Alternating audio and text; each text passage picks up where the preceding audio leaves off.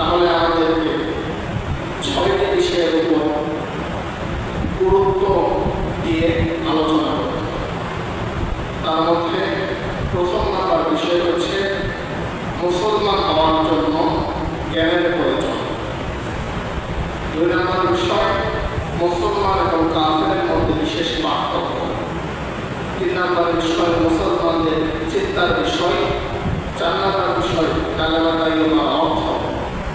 5 নম্বর বিষয় হচ্ছে পাক কালেমা এবং নাপাক কালেমা। এবং সর্বশেষ বিষয় হচ্ছে কালেমা তাইয়্যিবা এবং ঈমান আমাদেরকে আনতে হবে। এই 6টা বিষয়ের আলোচনা যদি আমরা শুনি তাহলে ঈমানের পরিপূর্ণ আলোচনা করা যাবে।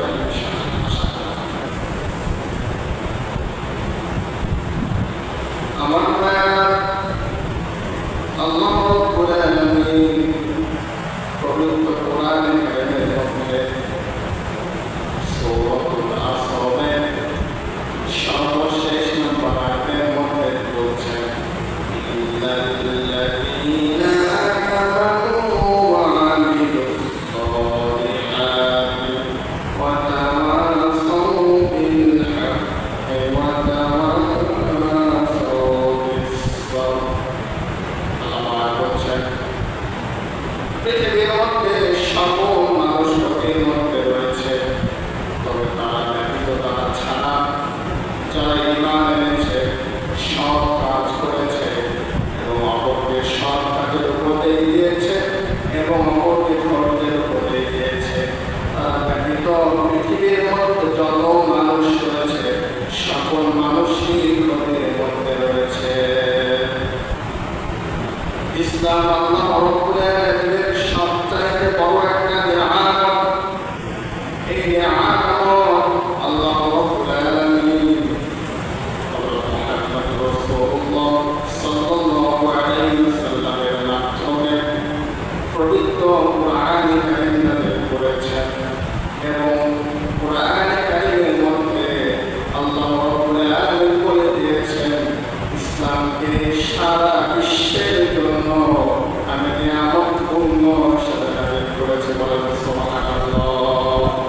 আল্লাহ রাব্বুল আলামিন বলছেন আল-ইয়াওমা আকমালতু লাকুম দীনাকুম ওয়া আতমামতু আলাইকুম নি'মাতি ওয়া রাদিতু লাকুমুল ইসলামা দীনান। আল্লাহ রাব্বুল আলামিন বলছেন আজ আমি তোমাদের জন্য ইসলামকে পরিপূর্ণ করলাম এবং ইসলামকে তোমাদের জীবন বিধান হিসেবে আমি রব্বুল আলামিন নাযিল করলাম। আল্লাহ রব্বুল আলামিন আমাদেরকে সৃষ্টি করেছেন, এইটা আল্লাহ রব্বুল আলামিনের বড় একটা নিয়ামত। আল্লাহ রব্বুল আলামিন আমাদেরকে মুহাম্মদ রাসূলুল্লাহ সাল্লাল্লাহু আলাইহি ওয়াসাল্লামের উম্মত বানিয়েছেন, এইটা আল্লাহ রব্বুল আলামিনের আরেকটা নিয়ামত। আল্লাহ রব্বুল আলামিন বলেন দুনিয়াতে যত বান্দা রয়েছে সকল বান্দার প্রতি আমি রব্বুল আলামিনের একটা অধিকার রয়েছে, একটা হক রয়েছে। আল্লাহ তাআলা সেই অধিকারের কথা পবিত্র কোরআনে কারীমের মধ্যে জানিয়ে দিয়েছেন ওয়ালা তামুতুন্না ইল্লা ওয়া আনতুম মুসলিমুন। আল্লাহ বলছেন তোমরা মুসলমান না হয়ে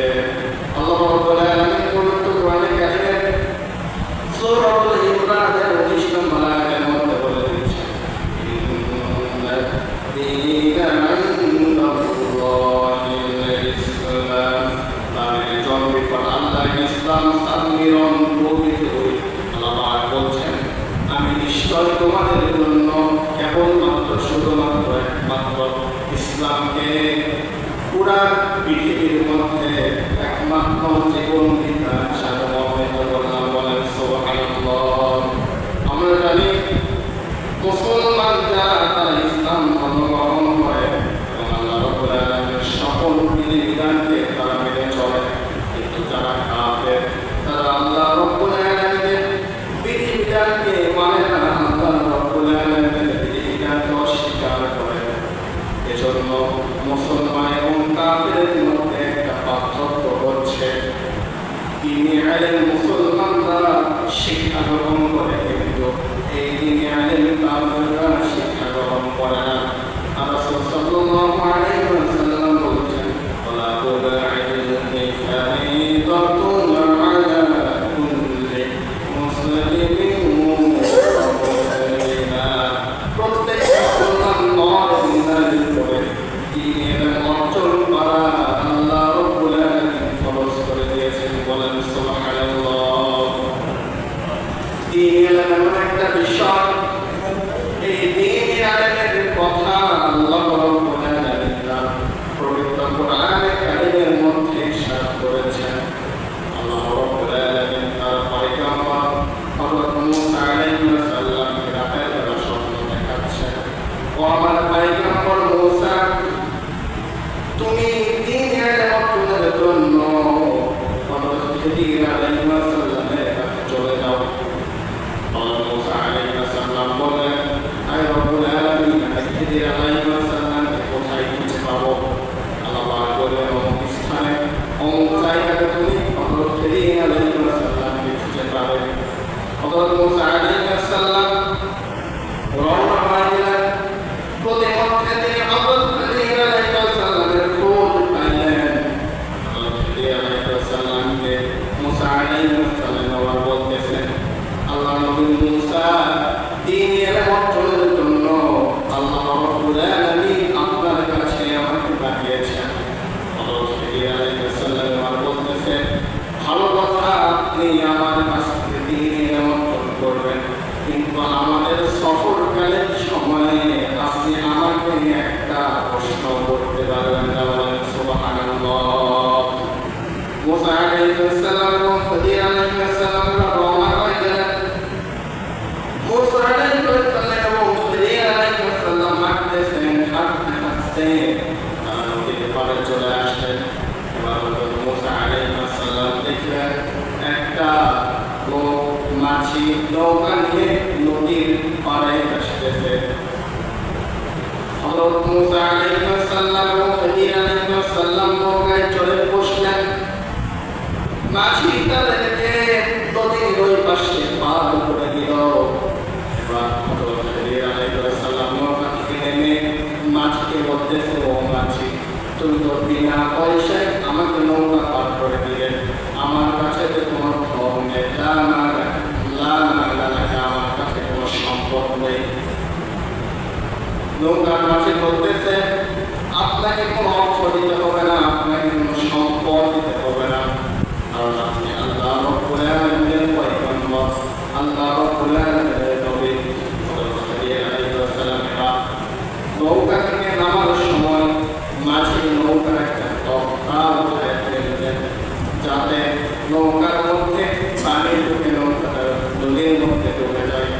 হযরত মূসা আবার প্রশ্ন করলেন, যে ব্যক্তিটা আমাদেরকে উপকার করলো, আপনি ওই ব্যক্তির ক্ষতি করলেন কেন? হযরত খিদির বললেন, আমি তো আগেই বলেছি আমাকে কোনো প্রশ্ন করা যাবে না, যদি আমাকে কোনো প্রশ্ন করো তাহলে তুমি আমার সঙ্গে থাকতে পারবে না।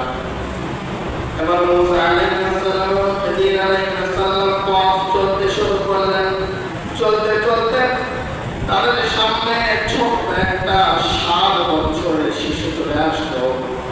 খিদির আলাইহিস সালাম শিশুটাকে এক চর মেরে দুনিয়ার জমিন থেকে বিদায় করে দিলেন।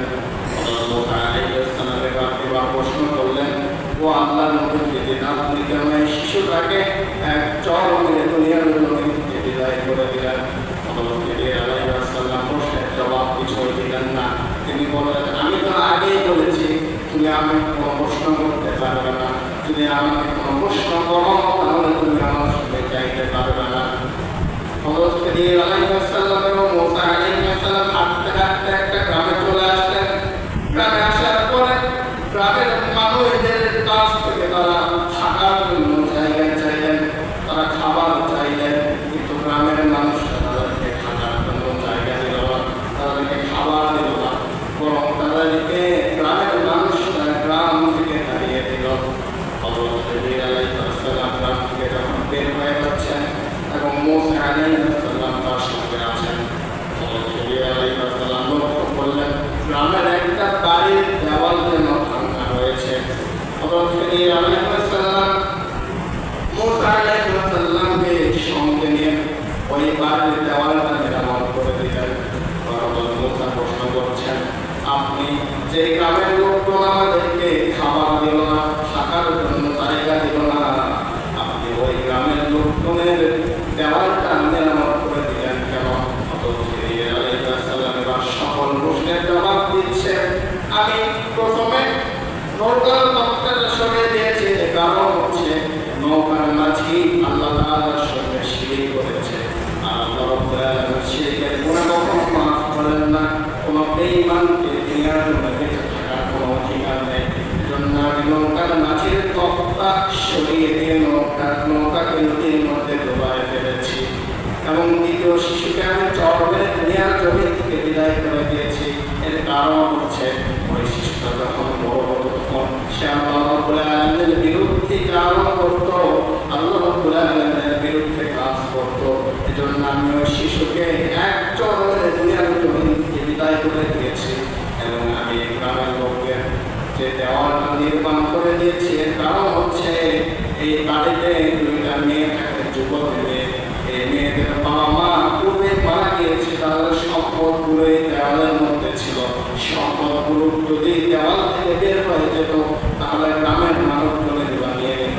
এই জন্য আমি খিদির আলাইহিস সালাম ওই মূসা আলাইহিস সালামকে সঙ্গে নিয়ে এই গ্রামের দেওয়ালটা মেরামত করে দিয়েছি। বলেন সুবহানাল্লাহ।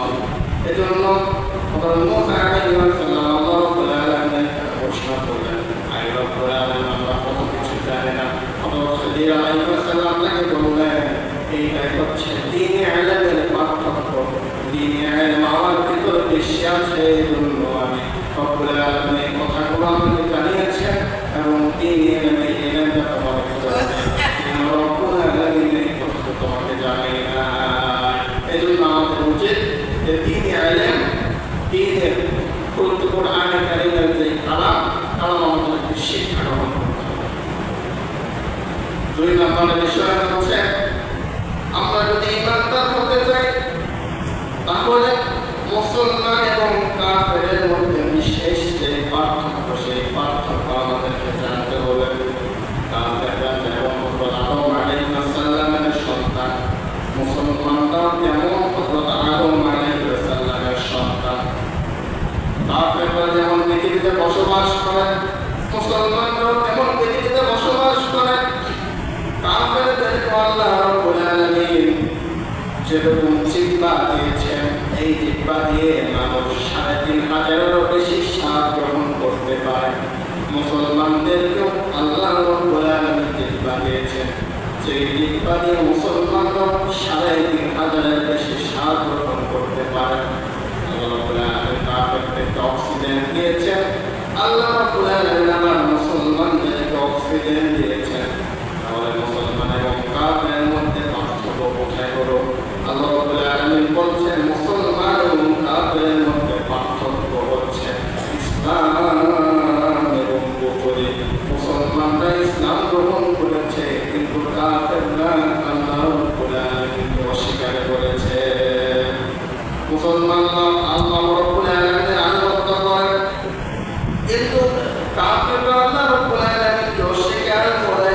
মুসলমানরা যখন কাফেরদের কাছে আল্লাহ তাআলার দ্বীনের দাওয়াত নিয়ে যায়, তখন কাফেররা বলেন, আল্লাহ রাব্বুল আলামিন সূরা বাকারার ৬ নম্বর আয়াতের মধ্যে জানায় দিচ্ছেন, ইন্নাল্লাযীনা কাফারু সাওয়াউন আলাইহিম আ'আনতাহুম আম লাম তুযিরহুম লা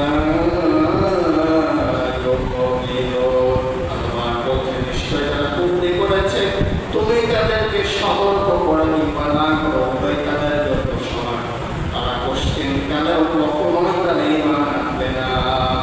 দুনিয়াতে কোনো কাজ যদি আল্লাহ রাব্বুল আলামিন পছন্দ করেন তাহলে মুসলমানদেরকেও সেই কাজ পছন্দ করতে হবে। দুনিয়াতে কোনো কাজ যদি আল্লাহ রাব্বুল আলামিন অপছন্দ করেন তাহলে মুসলমানদেরকেও সেই কাজ পছন্দ করতে হবে এবং মুসলমানদেরকে করে শেষে সব শেষে ঘোষণা করতে হবে। আল্লাহ পাক সূরা আল-আনআমের 162 নম্বর আয়াতের মধ্যে জানাই দিচ্ছেন, কুল ইন্না সলাতি ওয়া নুসুকি ওয়া মাহইয়ায়া ওয়া মামাতি লিল্লাহি রাব্বিল আলামিন। মুসলমানরা বলবে আমাদের নামাজ, আমাদের রোজা, আমাদের হজ, আমাদের যাকাত, আমাদের যাবতীয় ইবাদত, আমাদের জীবন এবং মরণ সবকিছু আমরা আল্লাহ রাব্বুল আলামিনের জন্য মিলিয়ে দিলাম। মুসলমান এবং কাফেরের মধ্যে আরেকটা বিশেষ পার্থক্য হচ্ছে নামাজ। আল্লাহ রাসূল সাল্লাল্লাহু আলাইহি ওয়াসাল্লাম বলেছেন, মান তারাকা সালাতাল ইমাম ফাকিদান ফাকাদ কাফারা। যে ব্যক্তি নামাজ পড়ে এবং যে ব্যক্তি নামাজ পড়ে না সে যেন কাফের। আল্লাহ রাসূল সাল্লাল্লাহু আলাইহি ওয়াসাল্লাম বলেছেন, মান তারাকা সালাতাল ইমাম ফাকিদান ফাকাদ গায়িয়া জিম্মাতান আল্লাহ। মুসলমান এবং কাফেরের মধ্যে পার্থক্যকারী হচ্ছে নামাজ। যে ব্যক্তি নামাজ পড়ে না, আল্লাহ রাব্বুল আলামিনের যে বান্দার একটা তালিকা রয়েছে, বান্দার তালিকা থেকে আল্লাহ রাব্বুল আলামিন যেন ওই বান্দার নামটা কেটে দেন।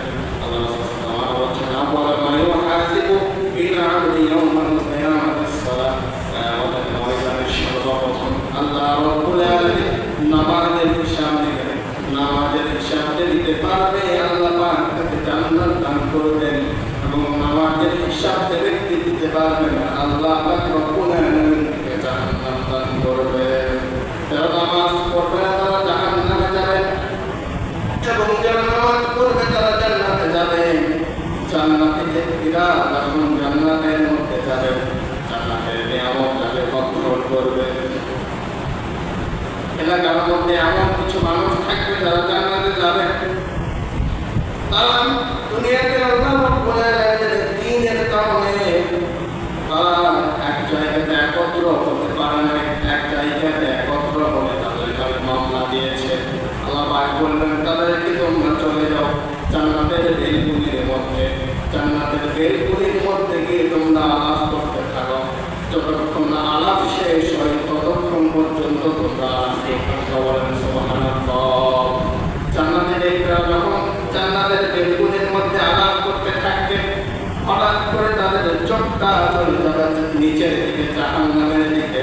তারা দেখবে একই এলাকাতে বসবাস করেছে আর আমরা জান্নাতে, কিন্তু একই এলাকাতে বসবাস করেছে আমাদের কিছু মানুষ আজকে জাহান্নামে নিক্ষিপ্ত হয়েছে। জান্নাতে ব্যক্তিরা আবার জাহান্নামীদেরকে প্রশ্ন করবে, আমরা একই জায়গাতে বসবাস করেছি, আমরা কেন জান্নাতে? আর তোমরা একই জায়গাতে বসবাস করেছ, আজ তোমরা কেন জাহান্নামে? এবার জাহান্নামের ব্যক্তিরা লজ্জায় উত্তর দিতে পারবে না। জাহান্নামের ব্যক্তিরা বলবে, আমাদের যে প্রধান ফেরেশতা মালিককে প্রশ্ন করো। মালিক তোমাদেরকে জবাব দিয়ে দিবে, উত্তর দিয়ে দিবে। মালিক ফেরেশতারা জাহান্নামের ব্যক্তিদেরকে খবর দিয়ে বলবে, তোরা জাহান্নামে এসেছিস, তোরাই বল আজকে তোরা জাহান্নামে কেন? জাহান্নামের ব্যক্তিরা তখন সর্বপ্রথম যে জবাব দেবে সেই জবাব আল্লাহ পাক দিচ্ছেন, قالوا لم نكن من المصلين। দুনিয়াতে আমরা মুসল্লি ছিলাম না, দুনিয়াতে আমরা নামাজি ছিলাম না এবং রব্বুল আলামিন আজকে আমাদেরকে জাহান্নাম দান করেছেন। আল্লাহ পাক মুহাম্মদ মুসা আলাইহিস সালামের কাছে একটা মহিলা আসলেন। মুসা আলাইহিস সালামকে জিজ্ঞাসা করলেন, হে আল্লাহর নবী মুসা, আমি জিনা করেছি, জিনা করার ফলে আমার পেটে একটা বাচ্চা এসেছে। বাচ্চাটা যখন জন্মগ্রহণ করেছে, আমি ওই বাচ্চাকে আসার মেনে দুনিয়ার জমিন বিদায় করে দিয়েছি। হে নবী, আমার চাইতে বড় গুনাহগার এই পৃথিবীর ময়দানে কেউ আছে নাকি? আল্লাহ নবী মুসা বললেন, তোমার চাইতে বড় গুনাহগার এই পৃথিবীর ময়দানে আর কেউ নেই। তোমাকে আল্লাহ রাব্বুল আলামিন মাফ করবেন না এবং তোমাকে আল্লাহ রাব্বুল আলামিন জান্নাত দান করবেন না। আল্লাহ পাক হযরত ইব্রাহিম আলাইহিস সালামকে নাযিল করলেন জিবরাইল আলাইহিস সালাম হযরত মূসা আলাইহিস সালামকে এসে বললেন, আল্লাহর মূসা, এই মহিলার চাইতেও নিকৃষ্ট ব্যক্তি পৃথিবীর ময়দানে আছে। হযরত মূসা আলাইহিস সালাম বললেন, ইয়া জিবরাইল, আপনি কি বলেন? হযরত জিবরাইল আলাইহিস সালাম বললেন, আল্লাহ রাব্বুল আলামিন আমাকে জানিয়েছেন এই মহিলার চাইতে নিকৃষ্ট ব্যক্তি ওই যে ব্যক্তি শুনতে পারে আযানের ধ্বনি, কিন্তু ওই ব্যক্তি মসজিদে এসে নামাজ আদায় করে না।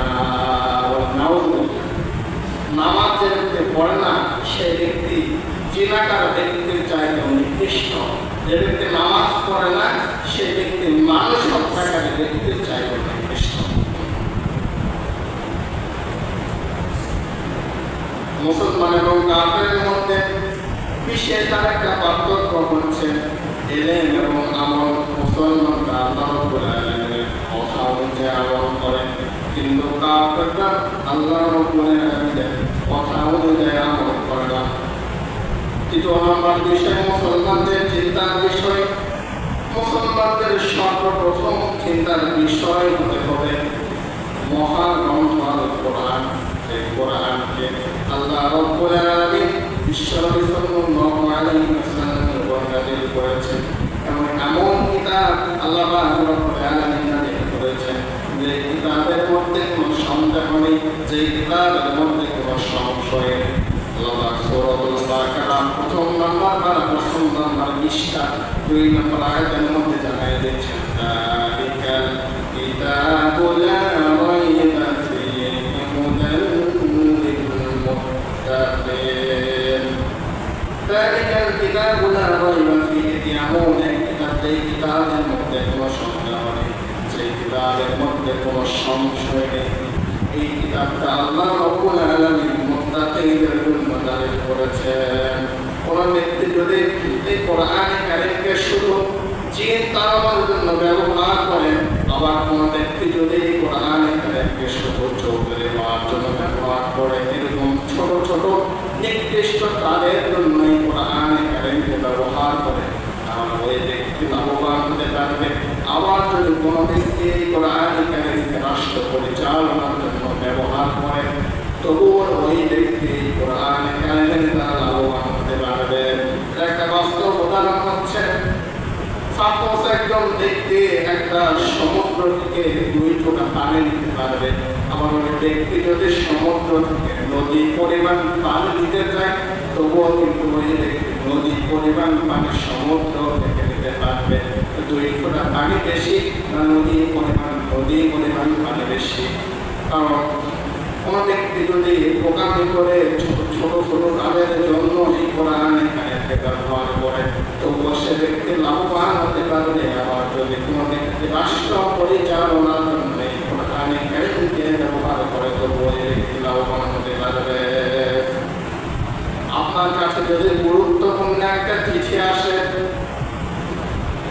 বিদেশ থেকে এসেছে, অন্য ভাষায় সেই চিঠিটা লিখিত রয়েছে, আপনি যদি সেই ভাষা না বুঝতে পারেন, তাহলে যে ব্যক্তি ওই ভাষা বোঝে ওই ব্যক্তির কাছে কিন্তু আপনি চিঠিটা নিয়ে যাবেন এবং তাকে জিজ্ঞাসা করবেন এই চিঠির মধ্যে এমন কি গুরুত্বপূর্ণ লেখা রয়েছে, যে লেখা আমি বুঝতে পারতেছি না, যে এই চিঠির মধ্যে হয়তো আমার টাকার কথা লেখা রয়েছে, কিন্তু আল্লাহ রাব্বুল আলামিন এক মহান চিঠি আপনার প্রতি নাযিল করলেন।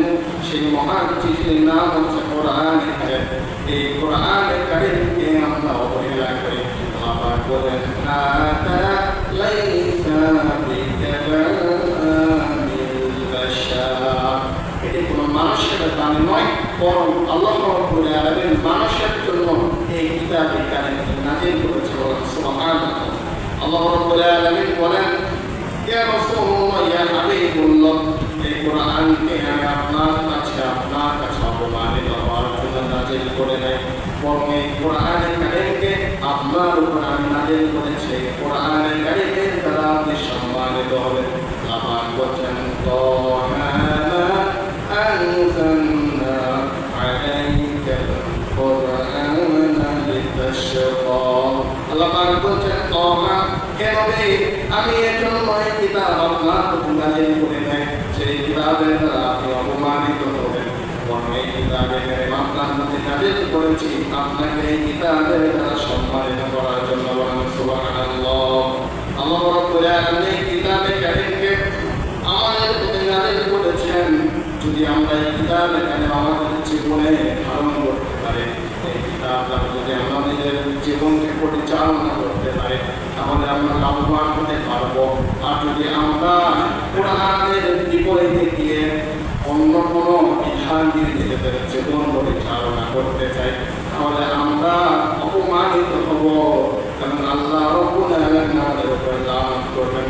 আল্লাহ ইরশাদ করছেন, ওয়ালাউ আন্নাহুম আকামু তাওরাতা ওয়াল ইনজিলা ওয়া মা উনজিলা ইলাইহিম মিন রাব্বিহিম লাআকুলু মিন ফাওকিহিম ওয়া মিন তাহতি আরজুলিহিম। বনি ইসরাঈলের প্রতি আল্লাহ পাক রব্বুল আলামিন তাওরাত এবং ইনজিল সহকারে অন্যান্য কিতাব তাদের উপর নাযিল করেছিল, কিন্তু তারা সেই কিতাবের অনুসরণ না করে সেই কিতাবের প্রতি অপমান করেছিল। যদি সেই কিতাবের অনুসরণ তারা করত, আল্লাহ পাক রব্বুল আলামিন তাদের জন্য আসমান থেকে রহমত তাদের প্রতি বর্ষণ করতেন এবং জমিন থেকে আল্লাহ রব্বুল আলামিন তাদের জন্য খাদ্যের ব্যবস্থা করে দিতেন। কিন্তু তারা আল্লাহ রাব্বুল আলামিনের প্রতি জুলুম করেছিল। এজন্য আল্লাহ পাক আরো জানিয়ে দিচ্ছেন, وَضُرِبَتْ عَلَيْهِمُ الذِّلَّةُ وَالْمَسْكَنَةُ وَبَاءُوا بِغَضَبٍ مِّنَ اللَّهِ ذَلِكَ بِأَنَّهُمْ كَانُوا يَكْفُرُونَ بِآيَاتِ اللَّهِ وَيَقْتُلُونَ النَّبِيِّينَ بِغَيْرِ الْحَقِّ ذَلِكَ بِمَا عَصَوْا وَكَانُوا يَعْتَدُونَ। লাঞ্ছনা পরমকাপেক্ষিতা তাদের উপরে চাপিয়ে দেওয়া হয়েছিল এবং তারা আল্লাহর উপরে গজবে পড়ে গিয়েছিল। কারণ তারা আল্লাহ রাব্বুল আলামিনের বাণী এই কোরআন এখানে অমান্য করেছিল আর তারা নবীদেরকে হত্যা করেছিল। তাছাড়াও আল্লাহ রাব্বুল আলামিনের তারা অবাধ্য হয়েছিল এবং আল্লাহ রাব্বুল আলামিন যে সীমা দিয়েছিল এই সীমার বাইরে তারা কাজ করেছিল। সূরাতুল বাকারা 61 নম্বর আয়াত। এজন্য মুসলমানদেরকে দুনিয়াতে সকল কিছুর চাইতে সব চাইতে বেশি আল্লাহ রাব্বুল আলামিন করতে হবে। আল্লাহ এখানে দিচ্ছেন, আইয়ুহাল্লাযীনা আমানু আতিউল্লাহ ওয়া আতিউর রাসূল ওয়া উলিল আমরি মিনকুম। মুসলমানরা প্রথমে আল্লাহ রাব্বুল আলামিনের আনুগত্য করবে, তারপর রাসূল সাল্লাল্লাহু আলাইহি ওয়াসাল্লামের আনুগত্য করবে। তারপরে দুনিয়াতে যারা কোরআন এবং হাদিস থেকে নির্দেশ দেয় মুসলমানরা তাদের আনুগত্য করবে। কিন্তু মুসলমানরা যদি আল্লাহ রাব্বুল আলামিনের বিধানকে ভুলে গিয়ে অন্য কারো বিধান অনুযায়ী নিজের জীবন পরিচালনা করে, আল্লাহ রাব্বুল আলামিন বলছেন তারা কাফের। ومن لم يحكم بما أنزل الله فأولئك هم الكافرون। যে ব্যক্তি আল্লাহ রাব্বুল আলামিনের বিধান অনুযায়ী বিচার ফাইসালা করে না, ওই ব্যক্তিকে আল্লাহ রাব্বুল আলামিন কাফেরের সঙ্গে তুলনা করেছেন। বলেন নাউযুবিল্লাহ। 4 নম্বর বিষয় হচ্ছে কালেমা তাইয়্যিবার অর্থ। আমরা যদি ঈমান তারা নিজেদেরকে দাবি করি তাহলে আমাদের কালেমা তাইয়্যিবার অর্থ জানতে হবে। আল্লাহ পাক বলছেন, কোন ব্যক্তি যদি বলেন লা ইলাহা ইল্লাল্লাহু মুহাম্মাদুর রাসূলুল্লাহ, ওই ব্যক্তি কাফের ছিল, ওই ব্যক্তিকে আমি রব্বুল আলামিন মুসলমান হিসেবে কবুল করে নিলাম। ওই ব্যক্তি পূর্বে নাপাক ছিল, কিন্তু এখন এই কালেমা পাঠ করার জন্য ওই ব্যক্তিকে আমি পাঠ করে দিলাম, ওই ব্যক্তির উপর আমি পড়তে গজব নাযিল করতাম, কিন্তু এই কালেমা পাঠ করার কারণে ওই ব্যক্তির উপরে আমি রহমত বর্ষিত হবে। ওই ব্যক্তি পূর্বে জাহান্নামে ছিল, কিন্তু এই কালেমা পাঠ করার কারণে ওই ব্যক্তিকে আমি জান্নাত দান করব, ওই ব্যক্তিকে পুরস্কার আমি দিয়ে দেবো। আল্লাহ পাক বলেন ফাদখুলি ফি ইবাদি ওয়াদখুলি জান্নাতি। আল্লাহ পাক বলছেন যারা ঈমানদার, যারা ইবাদত করবে আমি রব্বুল আলামিন ওই ব্যক্তিদেরকে আমি রব্বুল আলামিন বলবো তোমরা যাও যাও জান্নাতের মধ্যে প্রবেশ করো। সুবহানাল্লাহ। আমার ভাইরা, কোন ব্যক্তি যদি অসুস্থ হয়ে যায়, সে যদি ঔষধ না খেয়ে এবং আল্লাহ রাব্বুল আলামিনের কাছে দোয়া না চেয়ে ওই ব্যক্তি শুধু ঔষধ করে চিকিৎসা, তাহলে ওই ব্যক্তি যেমন সুস্থতা অর্জন করতে পারে না, তেমনি করে কোন ব্যক্তি যদি শুধুমাত্র কালেমা তাইয়্যিবার এই অর্থগুলো, কালেমা তাইয়্যিবার এই শব্দগুলো পাঠ করে, কিন্তু এই কালেমা তাইয়্যিবা দ্বারা নিজের জীবনকে পরিচালনা করতে পারে, তাহলে ওই ব্যক্তিও ওই ঔষধ না খেয়ে যে ব্যক্তি শুধু ঔষধ করে চিকিৎসা করেছে ওই ব্যক্তির ন্যায়। ৫ নম্বর বিষয় হচ্ছে পাক কালেমা, পবিত্র কালেমা এবং নামাজ কালেমা। আল্লাহ পাক বলছেন কালেমা তাইয়্যিবা এমন একটি বিষয়, যে কালেমা তাইয়্যিবা পাঠ করলে মানুষ পুরোপুরিভাবে ইসলামের মধ্যে প্রবেশ করে। যে ব্যক্তি এই কালেমা তাইয়্যিবা পাঠ করে নিজের জীবনকে পরিচালনা করবে, ওই ব্যক্তি যেন প্রকৃত মুসলমান হতে পারবে।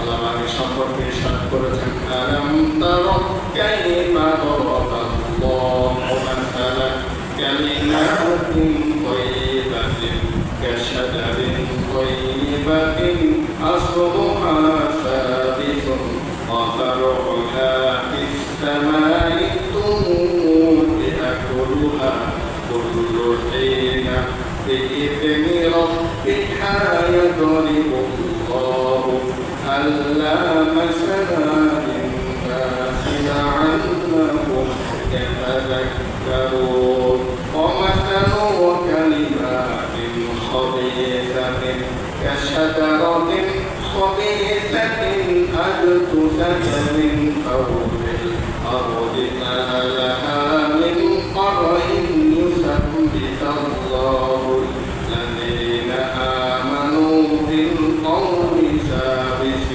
في حياة الدنيا وفي الآخرة ويذل الله الظالمين ويفعل الله ما يشاء।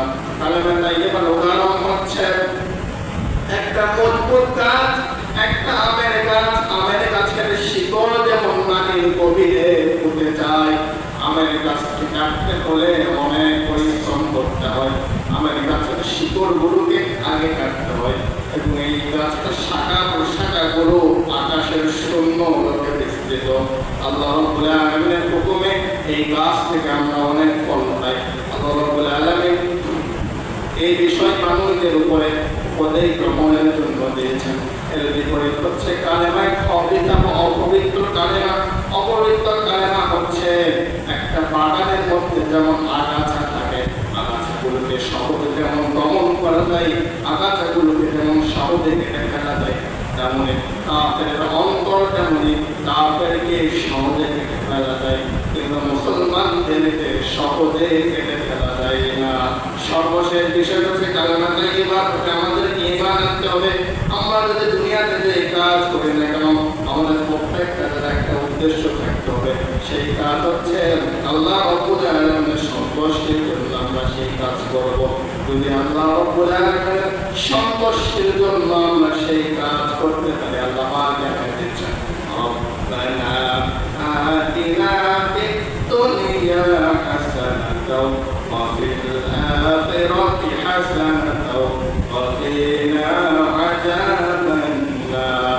তোমরা যদি আমার সন্তুষ্টির উদ্দেশ্যে কাজ করতে পারো, তাহলে আমি তোমাদেরকে দুনিয়াতেও কল্যাণ দান করবো এবং আখিরাতের মধ্যে আমি রব্বুল আলামিন তোমাদেরকে কল্যাণ দান করবো। বলেন সুবহানাল্লাহ। সময় তো মুসাদি আমি কিনা আমি একটা হাদিস পাঠ করেছি, তিরমিজি শরীফের হাদিস।